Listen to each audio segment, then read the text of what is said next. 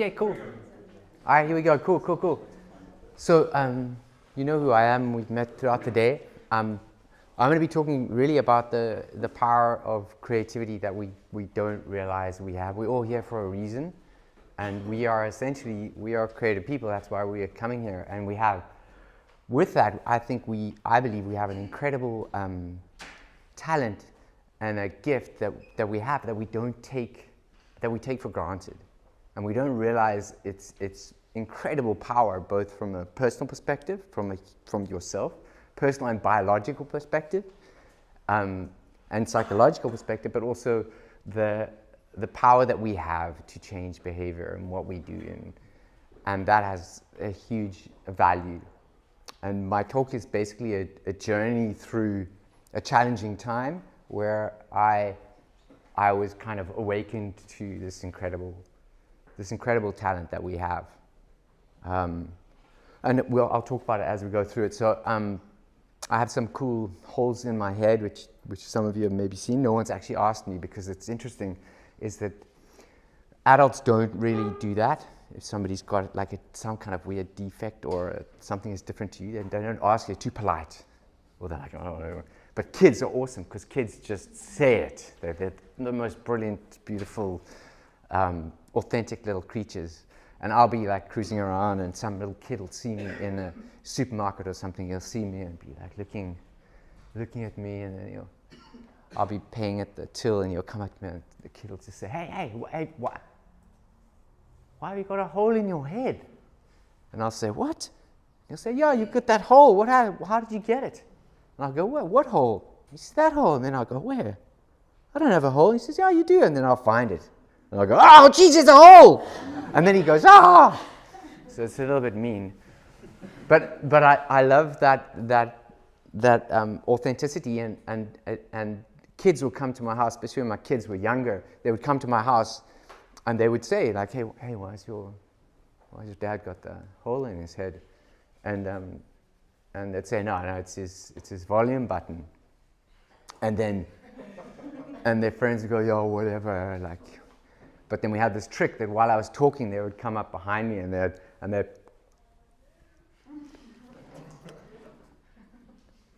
press me back on again, and then I would start speaking, and the kids were like, oh, what? And then my kids would say, like, oh, why don't you try it? And they were like, oh, no, I don't know what to do. So funny. So I've got other ones in the back here as well, some cool ones I'll talk about. But basically, harder to kill. So happy people are harder to kill because their immune systems are stronger. And that's what it is, generally doing what they do. They don't carry baggage. They're doing what they feel they need to do. And when you're happy, you're in that state. And if you can keep that state up for a longer time by the decisions you make in your life, your immune function is just stronger, which makes you less susceptible to getting ill. So I come from a family of brothers who are remarkably hard to kill. There are three of us, and this is the three of us surfing in Cape Town in some big waves. And that's kind of how I start off my talk. Is we've learned from a very young age how to deal with waves and wind and big oceans. In Cape Town, it's called the Cape of Storms for a reason. We have shipwrecks all over the place. Thousands of people have died in our oceans. We also have large sharks, but I'm a shark hugger, so it's a different thing. Anyway, so that's me, the cancer guy. That's my older brother Greg. We're all 2 years apart. He is surfing he's had double open heart surgery. He surfs with a metal valve in his heart, and he's on warfarin, which is blood-thinning drugs, all the time. So we know if something happens to him, we have to grab our leash and try and wrap it around whatever happened as fast as possible so he doesn't bleed to death. And then that brother of mine, he was dropped on his head as a child.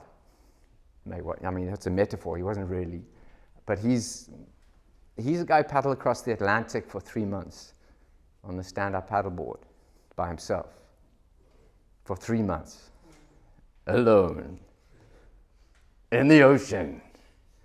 And the three of us have learned very simple things. And by my father, who was one of the first original sailors and surfers in Africa, who built their own tools and tried different things that had never been done. So this catamaran is the first catamaran that was ever built in South Africa, in Africa, to be honest. And he taught us some very simple things. He taught us how to surf and paddle and sail. And he taught us one very important message, and that was never fight the ocean. Use its power to get you to where you want to go. And that has informed a lot of my life and the things that I've done and the decisions I've made. Instead of bashing your head against a wall, step back, understand the wall, work out the wall, spend time with the wall, and then work out a way to get around, over, under the wall. And that is creativity, really. When you guys talked about what was creativity, to me, creativity is spending time with the challenge and not being scared of it, but rather diving into it and playing with it, messing with it, screwing with the brief, bouncing it upside down, not disregarding the brief. It's always there, but start playing and play. When we dovetail back into children and how children have this incredible innate ability to be creative because they don't carry the baggage of doing it right. They're still learning that skill. So here are my brothers doing these amazing things, and we form this incredible bond. And that's where I start talking about the psychology of humans together as a group or a creative team or a studio who build repertoire, build a relationship between themselves, who are able to accomplish a whole lot of different things. And there's a whole talk I do on that, which is about finding the right people to work with so that you can generate work that no one's ever seen before. So this is now we're going to my story of how I just taken over JWT in South Africa as the Chief Creative Officer, well actually Cape Town Chief Creative Officer there. And life was good. I had 2 little kids. I was married to my beautiful wife Heidi. I was competing in the Red Bull big wave surfing event. Everything was going fantastically, and all of a sudden I realized I was slurring my words slightly, and then I realized I'm tripping on the ground a little bit, on flat ground, like who trips on the flat ground? And then I started getting these headaches in the back of, it felt like it was in the back of my neck. It was like somebody jabbing a knife into the back of my neck. And I would have to literally hold onto the wall. There were about 6 seconds. And I was like, whoa, and tears would come to my eyes. It was that painful. I was like, and then it would go away, and I'd be like, oh, that's bizarre. I would slur to myself. No, it wasn't noticeable. And so I went to these doctors, and I went to the doctor, and I said, I'm getting these headaches. And he said, advertising is a stressful business, Conn. That's what he said, literally. It's a stressful business, Conn. It's tension headaches. So he gave me vitamin B injections in my ass, and I went, and after a week, it was still there, and I went back to him. I said, these tension headaches, it's really hectic. He said, advertising is very hectic, very stressful business, Conn. I said, yes, I know that. You've told me that. Anyway, he gave me another vitamin B injection. This went on for about a month and a half. All these doctors telling me that I was stressed out, and then I was at home the one day, and somebody phoned my house, and they wanted to speak to my wife Heidi. So I took the number. I said, look, she's not here, but she'll call you back. Bye. And put the phone down, and I wrote their number down, 08 3555, and I wrote the number because in South Africa 08 is kind of how you start numbers. And I put the phone down, and I looked at the number I had written, and I'd written 093. So I quickly corrected the 9 into an 8, and I went 8. And then I noticed it was still a 9. So I thought, that's kind of weird. So I corrected it again, 08, and it was still 09. So I took another piece of paper, and I wrote 8. And there was a fucking 9 on the page. And then this fear shot up my spine, and I realized something is seriously wrong because I'm telling my hand to write an 8, and what it's writing is a 9. And that's when it was the most terrifying moment of my life, but at the same time it began an interest in neuroscience and neuropsychology and what's called psychoneuroimmunology, is how this thing that we carry on our shoulders affects everything. especially when you think about that, the power of what your brain can do to your body, and how what we do as creative people is we spark different parts of people's brain using creativity as a communicator. It's a very powerful space. And anyway, that began my interest in research in neuroscience and neuropsychology. Anyway, emergency surgery. I went to this neurologist. We did a scan and we found this tumor on the back of my brain over here. You can actually, they went in to try and get as much of it as they could, but they couldn't get all of it. And then it was too dangerous to put the bone back in. So you can feel my brain here. Still, you can touch the brain. Ah, jeez, why did you pushed it like so hard like that? Please. So mean. That's why some people just know, don't sit in the front. He's going to get you at some point. So anyway, the weird thing is that tumor I worked out that it was exactly the same size as a Dunlop Pro high altitude competition squash ball. Exactly to the millimeter. So in my crazy creative world, I thought, well, one day if I survive, I'm going to write a book about it, and then I'll get Dunlop to sponsor the book. How's that for this brand? They will go like, no, go away. What are you, crazy man? Anyway, that's what I thought at the time. Anyway, so emergency surgery, they had to get it out within 72 hours or I would pass out. The interesting thing was that because of this tumor and the 8 and the 9 issue I was having, there were two reasons that it was causing the headaches. One, it was blocking the main vein, so my brain fluid was filling up in my head, but it couldn't go down my spinal column because the tumor was blocking that tube. Hence, they put in a little shunt, which is a little plastic tube. It's still in there. Another thing they just left. They took the bone out, put the thing in. Cheers, bud. So it's still in there. It just hangs around. Anyway, so and the other thing is what it was doing was it was disconnecting my left and right hemispheres, this tumor, so I could perform the top of the 8. But as soon as I tried to cross my midline, it just wouldn't let it, and I went straight up to perform a 9. It's crazy. A piece of content that I wrote saved my life, because if I hadn't found out that 8-9 issue, I probably would have died, because 72 hours later I would have passed out, driving a car, surfing, whatever, doing something. So very interesting.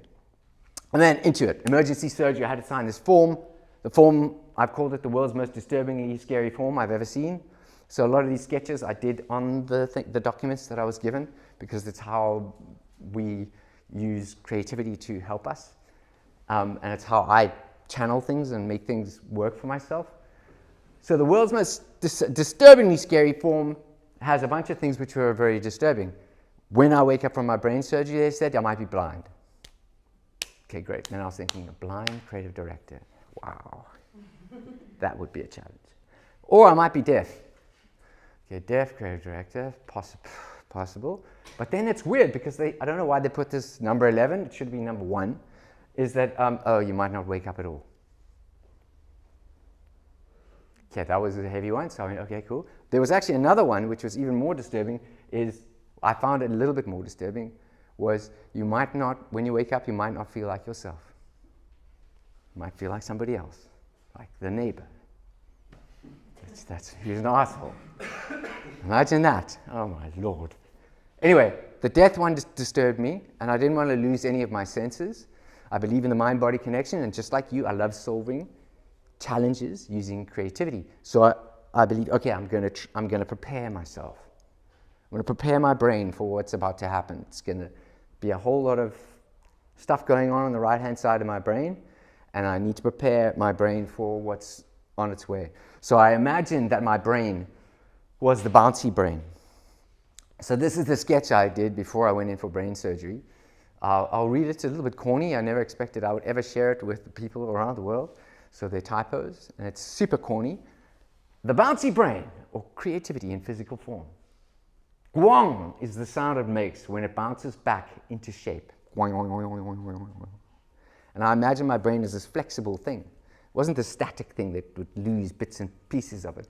It would bounce it would be this bouncy brain, this flexible thing, almost like this. We had a product called Magic Putty, which you could bounce. I imagine that it was this flexible, bouncy brain. So the bouncy brain, under any duress, the bouncy brain bounces right back into shape.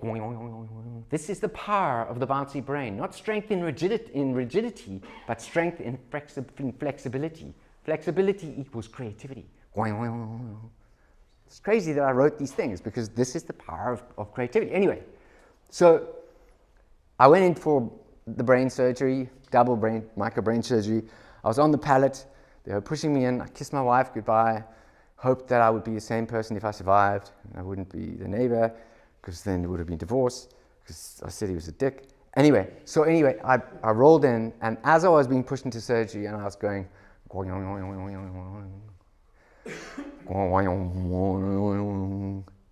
I looked up at the one guy pushing the pallet, and he was looking at his buddy going, this guy, no. They thought that they were pushing me in to fix my groins. Anyway, I wasn't supposed to die in surgery. That was only afterwards, but I actually did. So I didn't. Unfortunately, I don't have the white light thing like a lot of people who flatlined have had. I just had. I was in the dark and I heard. It started coming closer and closer. I heard, "Everything's all right. Everything's all right." And then it started getting like panic. Everything's all right. And I opened my eyes and I saw these damn surgeons. And I think because they're wearing masks, they thought that they were hiding their stress, but I could see their eyes, their giant eyes going, everything's all right, everything's all right. And I was like, oh my God, it's not all right. Anyway, so they managed to bring me back to life. I like to think that my bouncy brain bounced me back to life a little bit and kind of buoyed me to continue. And I did. So anyway, from here I survived. They took out most of the tumor. They had to reduce the pressure in my brain from this one, the first operation. And when I woke up from the first operation, I had a tube coming out of my brain into a sac. I was kind of like, in South Africa we have a product called Liquifruit. Comes in a pack with a little straw, like out of the top. I was literally like a Liquifruit. Except I wouldn't drink the stuff in the bag that was coming out of there. And I thought again, if I write the book, I could get another sponsor on board and it would be Liquifruit and Dunlop. And anyway, the second surgery, they went in the back here that you experienced, and they took out most of the tumor. Anyway, it was diagnosed as a very rare form of adult brain tumor, normally found in children under the age of 5, which really confused the oncologists. Many of them had never had an adult patient with a tumor that was for mostly kids under 5. They were confused, but it made perfect sense for my family and my friends because I'd constantly been called childish, didn't take things seriously, so it was kind of fitting. So in I went for all the treatments, radiation, surgery, chemo, the works. No one told me that you would get free tattoos. I got free tats. I got 6 tattoos. Yeah, because it lines me up with these laser beams. They have to give you tattoos so that you're always in exactly the same position. But they didn't tell me. It was like a bonus. I've done talks to oncologists. I did a talk to 1,400 oncologists. I'll tell you about that. But I was like, you should pimp that out a bit. No one tells you the benefits of, like, there are benefits. You get free tats, man. Like, I mean, as your insurance company, you go to the insurance company, hey man, I want to get a tattoo. Sure thing, we'll pay it. Wow. So anyway, I started augmenting my treatments using storytelling, using my own form of storytelling, augmenting the treatments using my mind. And I was still learning about the science. So I imagine when I was doing radiation, I started changing lexicon, using what they call now NLP and a whole lot of other things. I created my own words. I imagined shriveling little cancer cells. So it came up with words like spasticization, shrivelization. I even did little sketches of dumbass cancers cancer cells that were spasticized. They sounded like Homer Simpson going do, do, do, do. And then they would get flushed out of my system, and then expellation. When I went to the toilet, I would just get them out. So that's what I did with radiation. And so when people face chemo, a lot of the time they see chemo, a lot of patients feel like chemo is like this horrible thing. You've got to go through the thing. It's like a poison that's going to poison all the good stuff in me. And I was like geez, no ways, this is my hardest loving supporter. That chemo is just gonna take me to the edge, but his job is just to it's gonna get everything. It's gonna get all that cancer out of my system. So I started imagining different ways to think about it. I imagined my body was like a roller coaster ride of chemo fizzing action. And because you add people, you'll forgive me. Well, not all of you, obviously. But we're creative people. I mean, this is super corny. I'm going to read you what I've written. It's kind of a little bit embarrassing, but it worked for me. The chemo wash and go, the fizzing chemo funk ride of Conn. Start. Cancer cell fizzing away action. The full bore body run. Hang on to your seats, folks. It's going to be a wild, white-knuckled ride of fizzing chemo healing action. Watch cancer cells fizz away right before your very eyes. Fizz them right out of your system. Step right up, step right. I mean, it's corny as hell. But I was imagining the system, it's going through, because you can feel the chemo coming through your veins, and it's kind of like this prickling feeling. And I was imagining every one of those prickles was popping these cancer cells and just flushing them out at a later point. And they said, no, my thyroid gland is going to be damaged. I'm going to have thyroid issues because of the exit dose I got double radiation to the back of my brain, which is where the tumor was.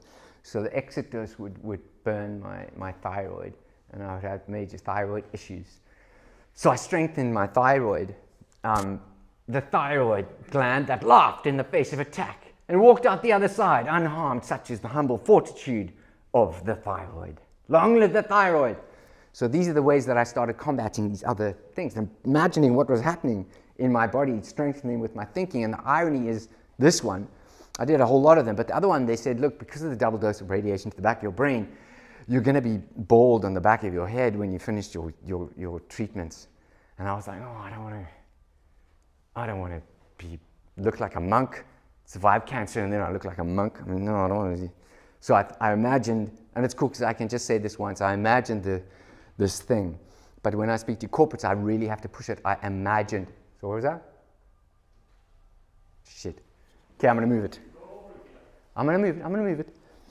I imagined, because when I speak to corporates, I have to really push this because they take it very literally. I imagined that NASA called me up and they'd heard about the hair follicles in the back of my head, which could really withstand the strength, the heat. So they asked if they could take a sample and turn it into a material that they could use to place over the space shuttles to help the space shuttles into orbit through orbit and survive. And then the weird thing is in corporates, the guys go, what? Really? Did NASA call you? I was like, no. I was just what I was imagining. Oh, so they didn't call you? No, I know they didn't. No, anyway, but you guys get it. So then I would imagine these hairy spaceships flying into space, disseminating cancer cells into the universe. And the weird thing is that although I shaved my head, after my years of treatment, my hair came back. And I'm bald here. Strongest hair growth, no bullshit, is the back of my head. So I kicked myself that I didn't do the whole head. But that's what happens when you worry about your ego when you should be worrying about other things. So anyway, here it was. I was linking my mind to my body, using these visuals. I was using creativity and storytelling to bring my treatments to life and give myself a role in my own healing.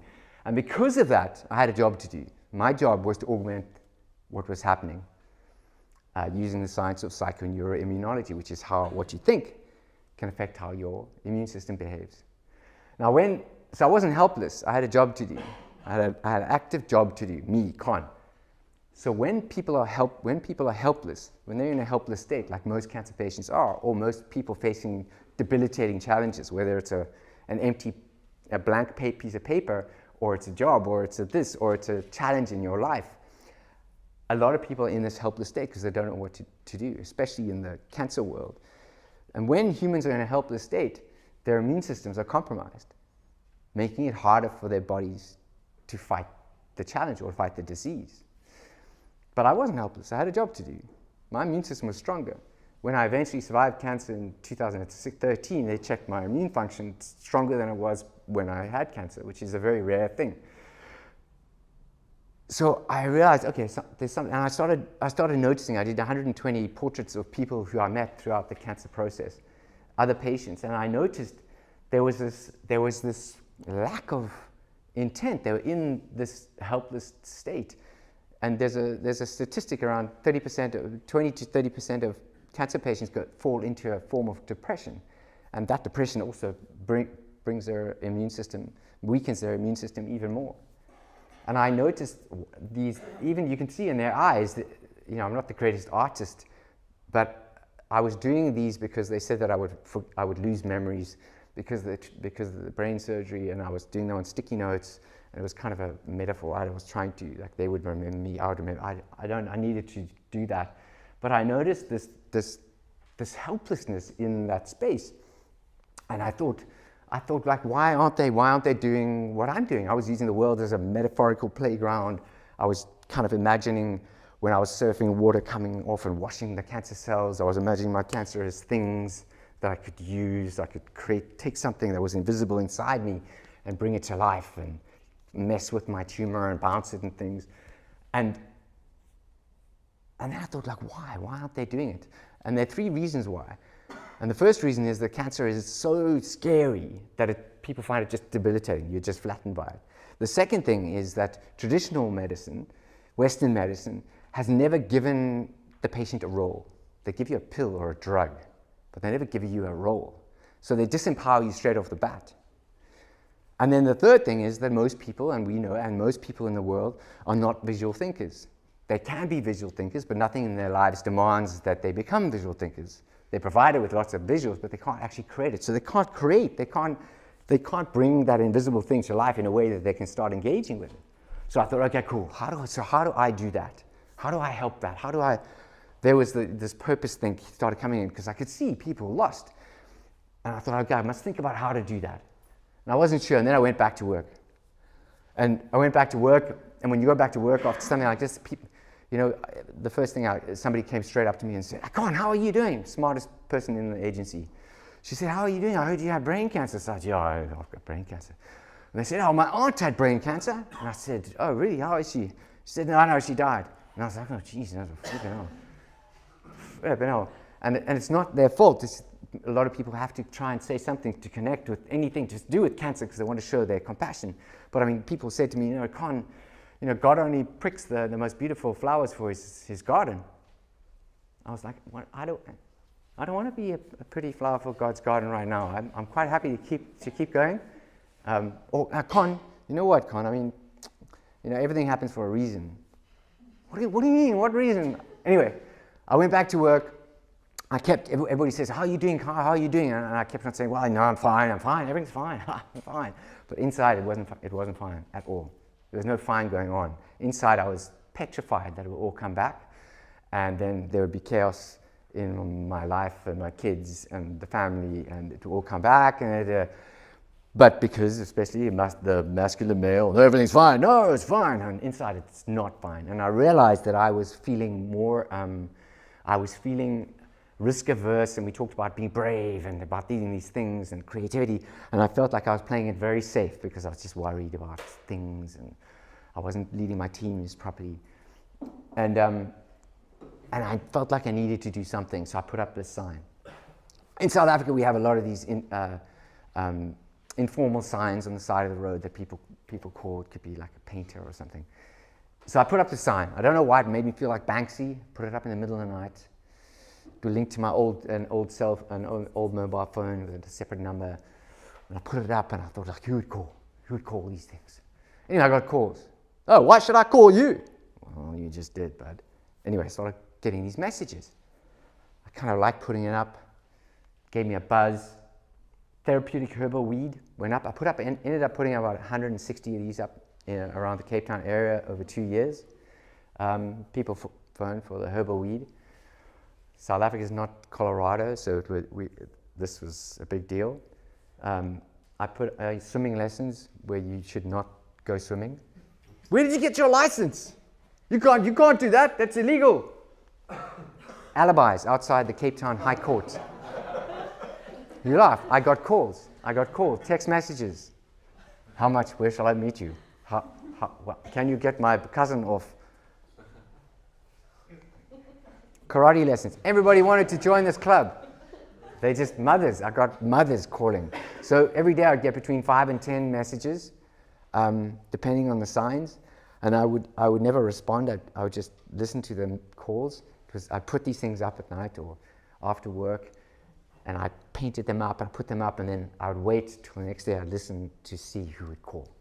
And it just gave me such a buzz that I was doing something. I'd always wanted to be an artist, and I loved the kind of stuff that Banksy was doing, and I just wanted to break out of the traditions that we put ourselves in boxes. I was an ad guy, but I really always wanted to exhibit, and you can't really exhibit as an ad person, but I mean, whatever. So anyway, I started doing this stuff and put up another one. If any of you are in Cape Town, this is available. I can give you a really good deal. It's not great breakfast. Sexy time. So this is actually how Jam and I met, because he was in Cape Town. He called this number for a sexy time, and that's how we actually met. He left his number and everything. So what was interesting is that this kind of content that I was putting up was having a great effect on me from a psychological point of view, because I was pushing myself into places I hadn't been before. And it was having an effect on drivers. And when I stopped doing the project a year and almost 2 years later, I kept on getting these messages from people saying, come on, bring your signs back. Because they had the number, come on, we miss you, come on, you make our day, which is really cool. And that's when I started realizing the power of the content, not just for me, but the power of the content, that I was breaking people's routines and giving them a way to think and play and laugh, which is so needed. I went to Galabai, sorry, went twice. Haircut, private parts.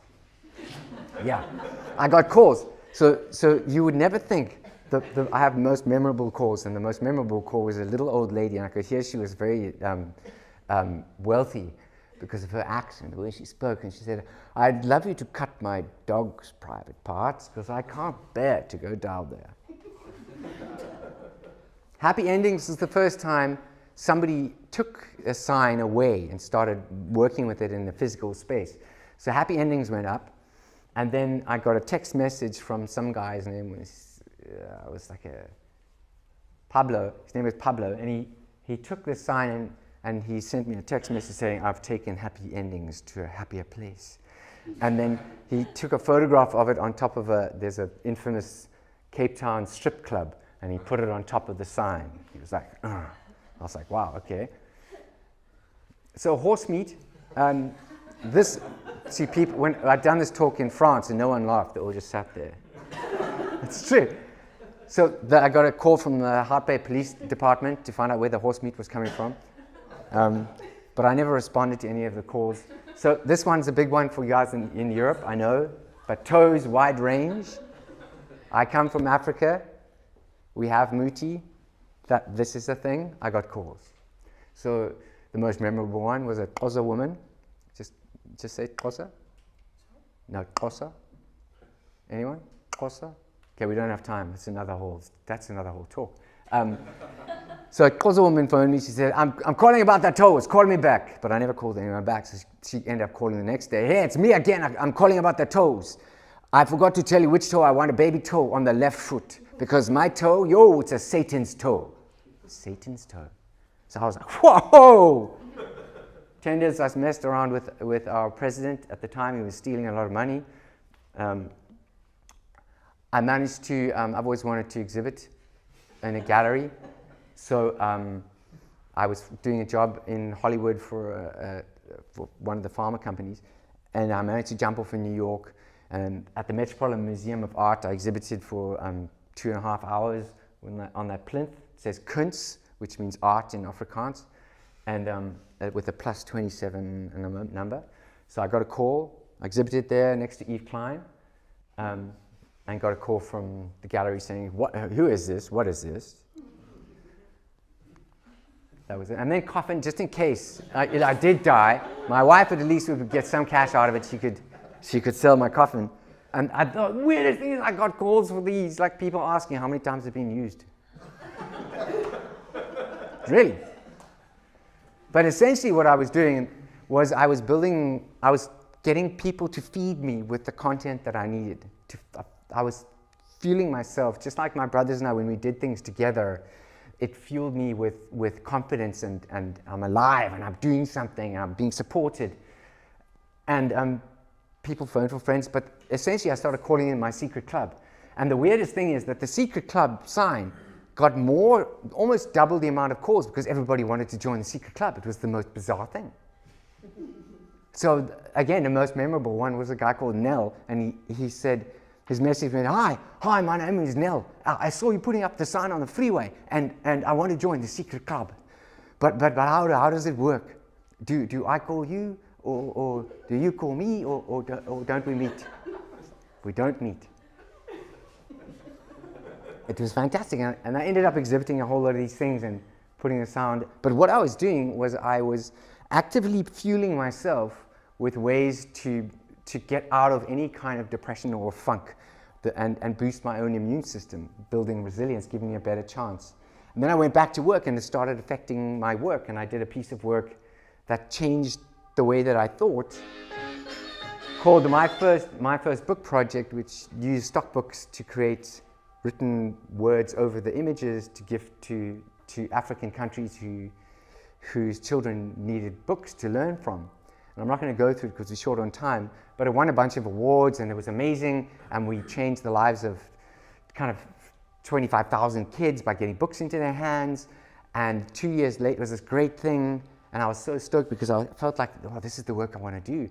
But after a year and a half, there was no one to do it, and it was one of those awards things which is great and it has an effect, and then it disappears because what's the point? Who's going to pick it up? And that's relevant to what we were talking about today. Is it's fine to do a thing, but how do you make it sustainable is the trick. And then I kept on thinking, like, how am I going to help these patients? They're still waiting for help, right?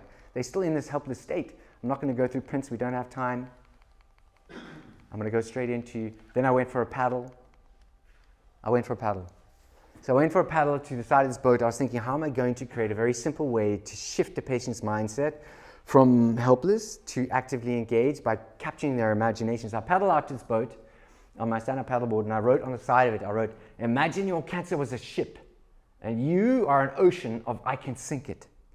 I thought I quite like this dynamic of imagine you are this thing and you're bigger than the challenge. And this was a 6-foot swell.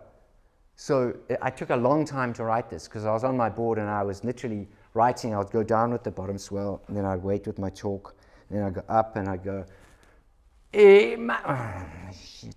wait up, magic.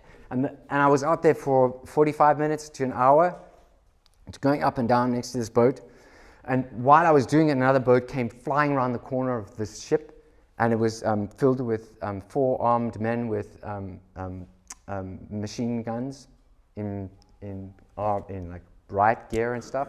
And they thought that the boat was dropping drugs to me and I was the mule. So they came out to get me and they were like, what are you doing? And I was like, well, I'm just drawing on this boat. And then confused them even more. So they went off and I paddled around to the other side of the boat, and then I saw this sign on it where the tugs come up against. And I just couldn't help it, and I wrote, I did, but nothing happened.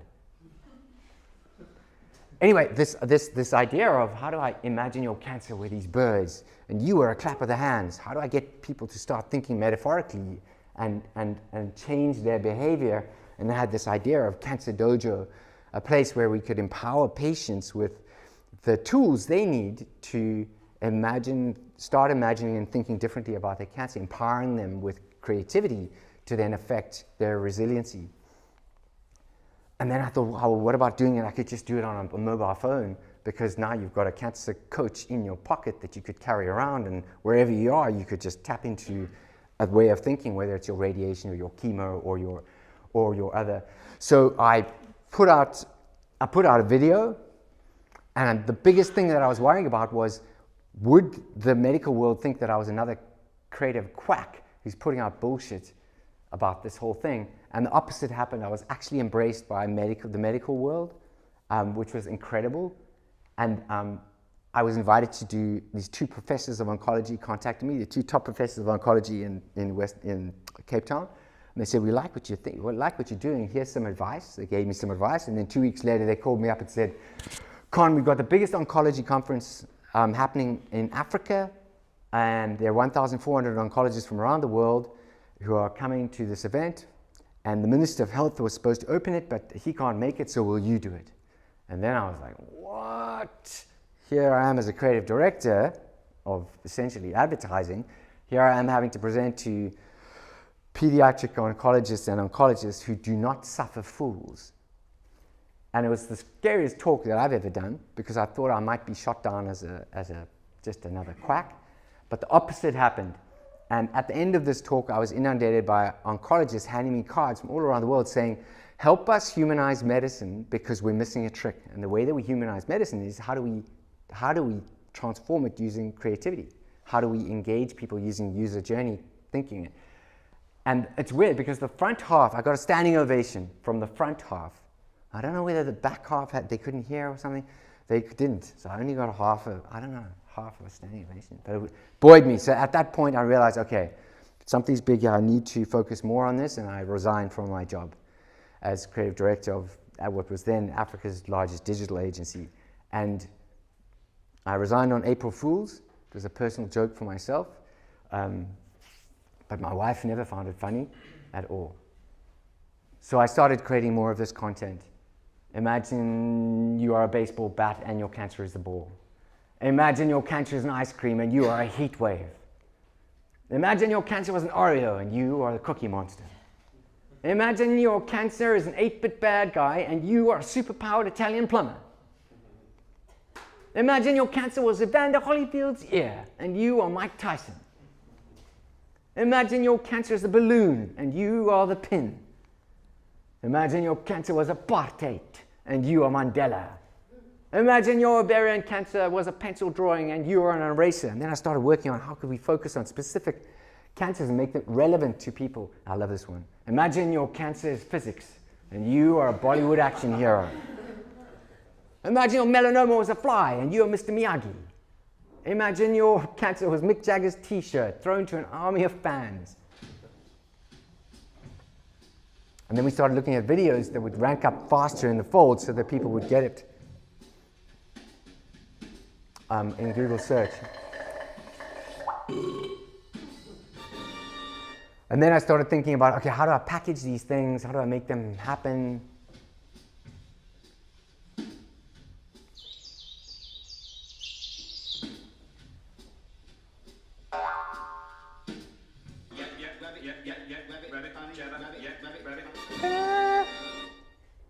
And then how do we translate these into different languages so that this content is relevant, completely relevant to each cancer patient in their own home language?